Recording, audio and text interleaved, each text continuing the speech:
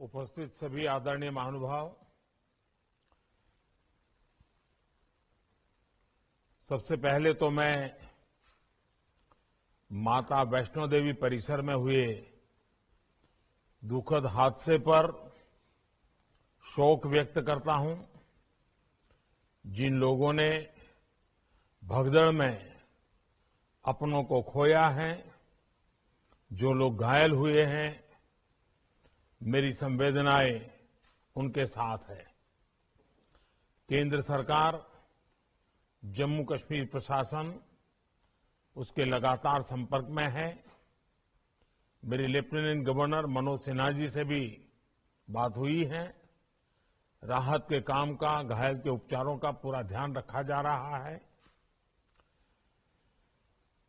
भाइयों बहनों, इस कार्यक्रम में हमारे साथ जुड़े केंद्रीय मंत्रिमंडल के मेरे सहयोगीगण,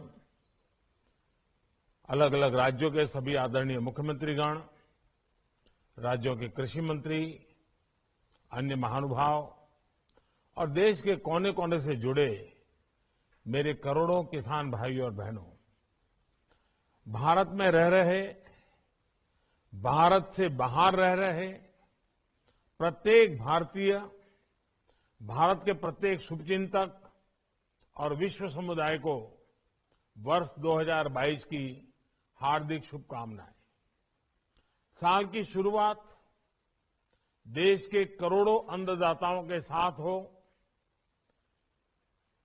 साल के प्रारंभ में ही मुझे देश के कोने कोने में हमारे किसानों के दर्शन करने का सौभाग्य मिले, ये अपने आप में मेरे लिए बहुत बड़ी प्रेरणा की पल है। आज देश के करोड़ों किसान परिवारों को, विशेषकर छोटे किसानों को प्रधानमंत्री किसान सम्मान निधि की 10वीं किस्त मिली है। किसानों के बैंक खातों में 20,000 करोड़ रुपए ट्रांसफर किए गए हैं। आज हमारे किसान उत्पाद संघ, फार्मर्स प्रोड्यूस ऑर्गेनाइजेशंस, इससे जुड़े किसानों को आर्थिक सहायता भी भेजी गई है। सैकड़ों एफपीओस आज नई शुरुआत भी कर रहे हैं। साथियों, हमारे यहां कहते हैं, आमुखा आयाति कल्याणम कार्य सिद्धिम ही संसति ही, अर्थात सफल शुरुआत कार्य सिद्धि की, संकल्पों की सिद्धि की पहले ही घोषणा कर देती है। एक राष्ट्र के रूप में हम 2021 में बीते साल को उसी रूप में देख सकते हैं। 2021 100 साल में आई सबसे बड़ी महामारी से मुकाबला करते हुए कोटि कोटि भारतीयों के सामूहिक सामर्थ्य देश ने क्या करके दिखाया, इसके हम सब साक्षी हैं। आज जब हम नव वर्ष में प्रवेश कर रहे हैं, तब बीते साल के अपने प्रयासों से प्रेरणा लेकर हम नए संकल्पों की तरफ बढ़ना है। इस साल हम अपनी आजादी के 75 वर्ष पूरे करेंगे। ये समय देश के संकल्पों की एक नई जीवंत यात्रा शुरू करने का है, नए हौसले से आगे बढ़ने का है। 2021 में हम भारतीयों ने पूरी दुनिया को दिखा दिया है कि जब हम ठान लेते हैं तो बड़े से बड़े लक्ष्य, बड़ा सा बड़ा लक्ष्य छोटा हो जाता है। कौन सोच सकता था कि इतने कम समय में भारत जैसा इतना बड़ा विशाल देश, विविधता भरा सा देश, 145 करोड़ से अधिक लोगों को 145 करोड़ से अधिक वैक्सीन डोज दे पाएगा। कौन सोच सकता था कि भारत एक दिन में 2.5 करोड़ वैक्सीन डोज का रिकॉर्ड बना सकता है।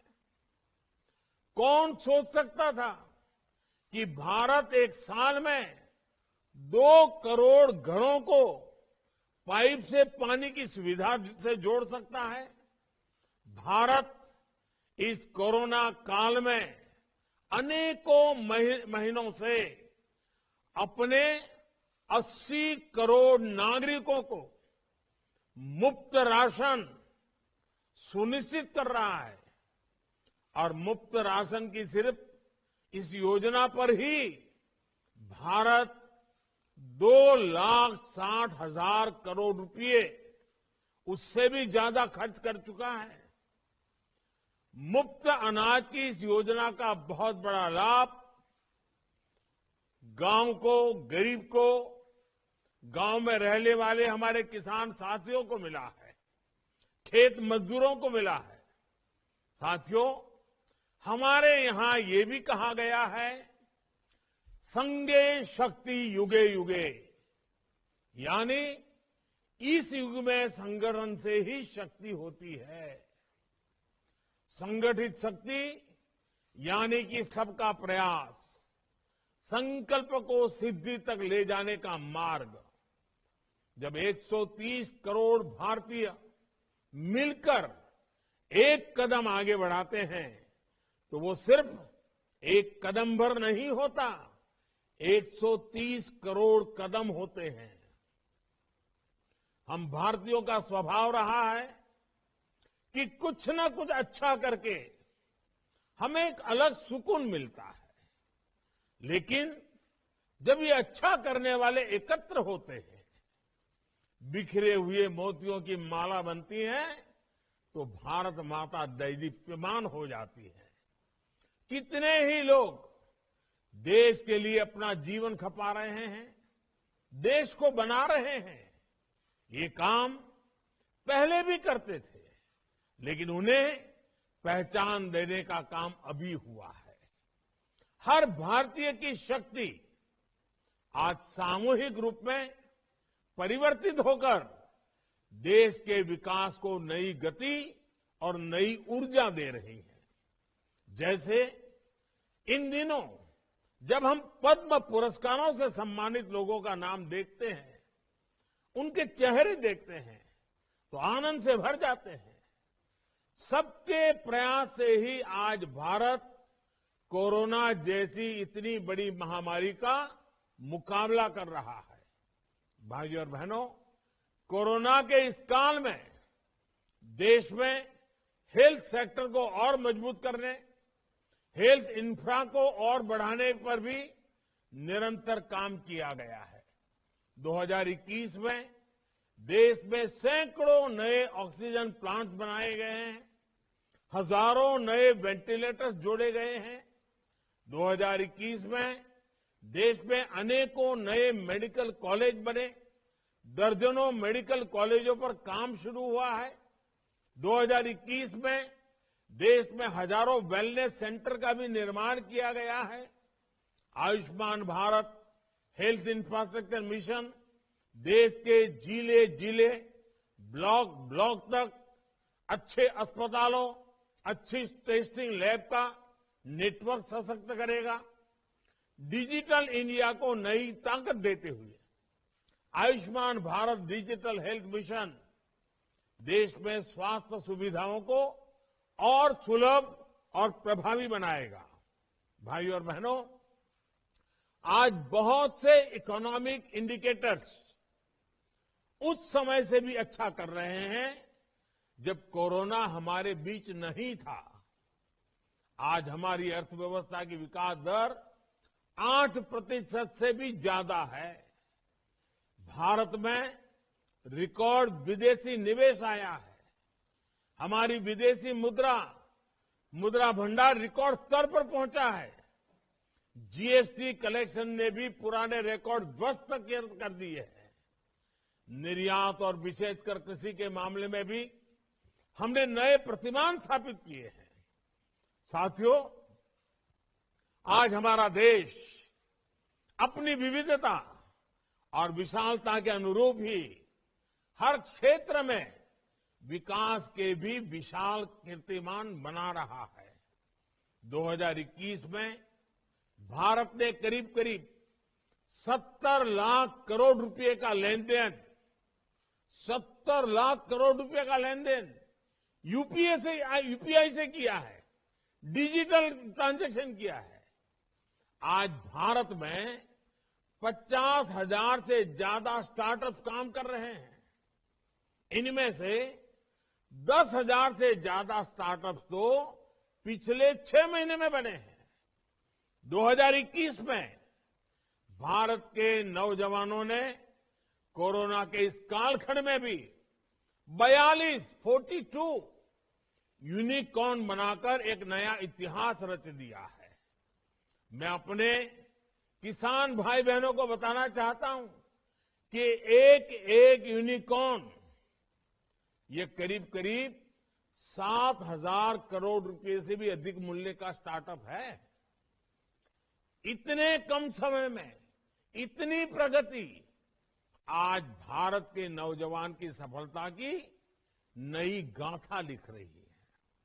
और साथियों, आज जहां भारत एक और अपना स्टार्टअप इकोसिस्टम मजबूत कर रहा है, तो वहीं दूसरी ओर अपनी संस्कृति को भी उतनी ही गर्व से सशक्त कर रहा है। काशी विश्वनाथ धाम सुंदरीकरण परियोजना से लेकर केदारनाथ धाम की विकास परियोजनाओं तक, आदि शंकराचार्य की समाधि के पुनर्निर्माण से लेकर मां अन्नपूर्णा की प्रतिमा समेत भारत से चोरी हुई सैकड़ों मूर्तियों को वापस लाने तक, अयोध्या में राम मंदिर के निर्माण से लेकर धौलावीरा और दुर्गा पूजा उत्सव को वर्ल्ड हेरिटेज का दर्जा मिलने तक भारत के पास इतना कुछ है। देश के प्रति पूरी दुनिया का आकर्षण है। और अब जब हम अपनी धरोहरों को मजबूत करने में लगे हैं, तो निश्चित तौर पर टूरिज्म भी बढ़ेगा और तीर्थाटन भी बढ़ेगा। साथियों, भारत अपने युवाओं के लिए, अपने देश की महिलाओं के लिए आज अभूतपूर्व कदम उठा रहा है। 2021 में भारत ने अपने सैनिक स्कूलों को बेटियों के लिए खोल दिया। 2021 में भारत ने नेशनल डिफेंस एकेडमी के द्वारा भी महिलाओं को, उसके द्वार भी महिलाओं के लिए खोल दिए। 2021 में भारत ने बेटियों की शादी की उम्र को 18 से बढ़ाकर 21 साल यानी बेटों के बराबर करने का भी प्रयास शुरू कर दिया। आज भारत में पहली बार पीएम आवास योजना की वजह से करीब करीब 2 करोड़ महिलाओं को घर पर उनका मालिकाना हक भी मिला है। हमारे किसान भाई बहन हमारे गांव के साथी समझ सकते हैं कि कितना बड़ा काम हुआ है। साथियों, 2021 में हमने भारतीय खिलाड़ियों में एक नया आत्मविश्वास भी देखा है। भारत में खेलों के प्रति आकर्षण बढ़ा है। एक नए युग की शुरुआत हुई है। हम में से हर कोई खुश था जब भारत ने टोक्यो ओलंपिक में इतने मेडल जीते। हम में हर कोई गर्व से भरा था जब हमारे दिव्यांग खिलाड़ियों ने पैरालंपिक में इतिहास रच दिया। पैरालंपिक के इतिहास में भारत ने अब तक जितने मेडल जीते थे, उससे ज्यादा मेडल हमारे दिव्यांग खिलाड़ियों ने पिछले पैरालंपिक में जीतकर दिखाए हैं। भारत आज अपने स्पोर्ट्स पर्सन्स और स्पोर्टिंग इंफ्रास्ट्रक्चर पर जितना निवेश कर रहा है, उतना पहले कभी नहीं किया गया। कल ही मैं मेरठ में एक स्पोर्ट्स यूनिवर्सिटी की शिलान्यास करने भी जा रहा हूं। साथियों, संयुक्त राष्ट्र सुरक्षा परिषद से लेकर स्थानीय निकायों तक